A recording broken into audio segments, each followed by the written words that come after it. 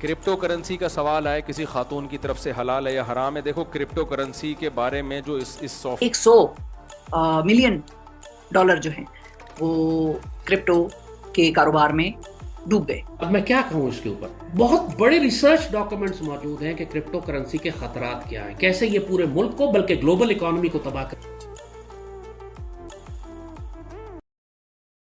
कहानियों से जाहिर है 100 मिलियन डॉलर का घाटा, ये 100 मिलियन डॉलर इन्वेस्टेड नहीं थे, 100 मिलियन डॉलर का सिर्फ घाटा पड़ा है क्रिप्टो करेंसी के अंदर जिनमें लोगों का पैसा इन्वेस्ट किया हुआ था। अब जब हमने क्रिप्टो करेंसी को देखा है तो पता चला है कि तमाम के तमाम एसेट्स जो है क्रिप्टो करेंसी के, जितने भी कॉइन है वो ऊपर गए।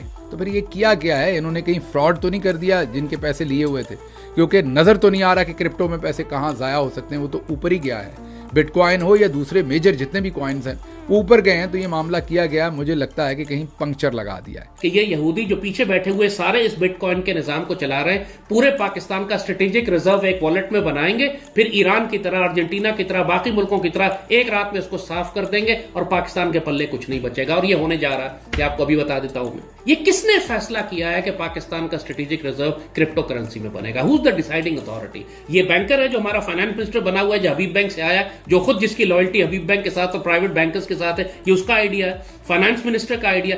कहां से आया है ये आइडिया? क्योंकि ये तो इतना शर्मनाक और खतरनाक है ये काम। अगर आपने स्ट्रेटेजिक रिजर्व बनाना है तो गोल्ड में बनाए। क्या पागल है इंडिया वाले के गोल्ड में बना रहे हैं? रशिया पागल है, चाइना पागल है कि पूरी दुनिया से गोल्ड खरीद के जमा कर रहा है। आप अपना स्ट्रेटेजिक रिजर्व क्रिप्टो में किस लिए बना रहे हैं? आप पागल हैं क्या? आपका दिमाग खराब है। इसके हवाले से मुझे बड़ा अफसोस हुआ जाती तौर पे, और मुझे अफसोस इसलिए नहीं हुआ कि उस खानदान के पैसे डूब गए, मुझे अफसोस इस बात का हुआ कि हमारे और आपके पैसे डूब गए किसी न किसी तरीके से। कोई ना कोई टैक्स मजीद, कोई ना कोई, तो ये वसूलियां जो हैं वो, ये बड़े सियासी घराने जो हैं, इनका कुछ डूबता है तो उनका कुछ नहीं जाता। उनके पास तो अरबों खरबों का माल पड़ा हुआ बना हुआ पड़ा है।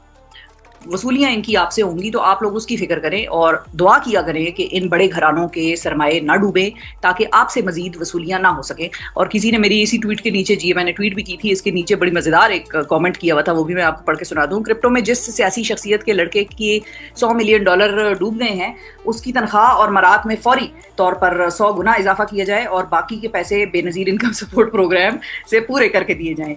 जैसे साइकिल की ट्यूब को पंक्चर लगाया जाता है, ऐसे लगता है कि इनको पंक्चर लगाना आता था, इन्होंने किसी की ट्यूब को या पंक्चर कर दिया है या पंक्चर लगा दिया है। अब ये है कौन सा टब्बर, आप खुद ही समझ लीजिए और सोच लीजिए। एक ब्लॉग मैंने पॉडकास्ट किया था मीर मोहम्मद अली खान के साथ, जिसमें कि हम ये बात कर रहे थे कि क्या क्रिप्टो करेंसी दुनिया के बाकी ममालिक में कामयाब एक सरमायाकारी का तरीका समझा जाता है या नहीं, और क्या पाकिस्तान को ये करना चाहिए या नहीं, और अगर करना चाहिए तो या करने अगर जा रही है हुकूमत, तो इससे किस किस को फैसिलिटेशन होगी, किस किस किस्म की चीज़ें जो हैं वो पाकिस्तान में आम हो जाएंगी।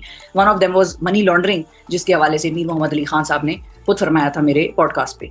तो जो तम तराक से क्रिप्टो काउंसिल बनी और क्रिप्टो का कारोबार जो है पाकिस्तान में शुरू करने का इरादा था, मेरा ख्याल है वो इरादा तो अब तर्क कर देना चाहिए। जब अपना एक इतना बड़ा सियासी खानदान वो अपना इतना बड़ा सरमाया नहीं बचा सका, तो वो आपके और हमारे क्रिप्टो करेंसी में इन्वेस्ट हुए हुए पैसों को क्या तहफ़्फ़ुज़ देंगे, क्या हिफाजत करेंगे। सो ये बड़ा पैगाम है, ये बड़ा मैसेज है उस प्लान के लिए, उस मंसूबे के लिए कि जो दूर के ढोल सुहाने लगते हैं कि भाई अमेरिका में भी है तो शायद रशिया में भी क्रिप्टो ATMs लगे हुए हैं, इस किस्म का सारा मामला है।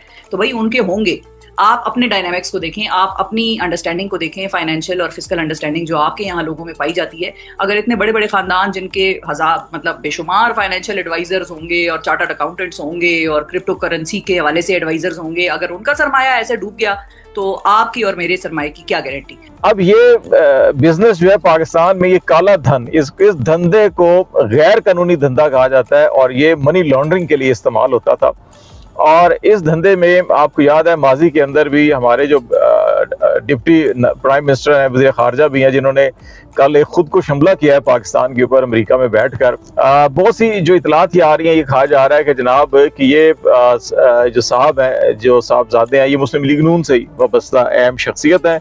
बहुत से लोगों का ख्याल है कि ये दुबई के अंदर इन्होंने इन्वेस्ट किया था और वहीं पर जो है कि ये गड़बड़ हुई है, और उसके बाद अब जो है शायद उनका दुबई के अंदर दाखिला जो है कि वो भी थोड़ा सा मुश्किल बना। क्रिप्टो करेंसी का सवाल आए किसी खातून की तरफ से, हलाल है या हराम है। देखो, क्रिप्टो करेंसी के बारे में जो इस सॉफ्टवेयर के जो माहिरीन हैं उनकी राय में इतना इख्तिलाफ है।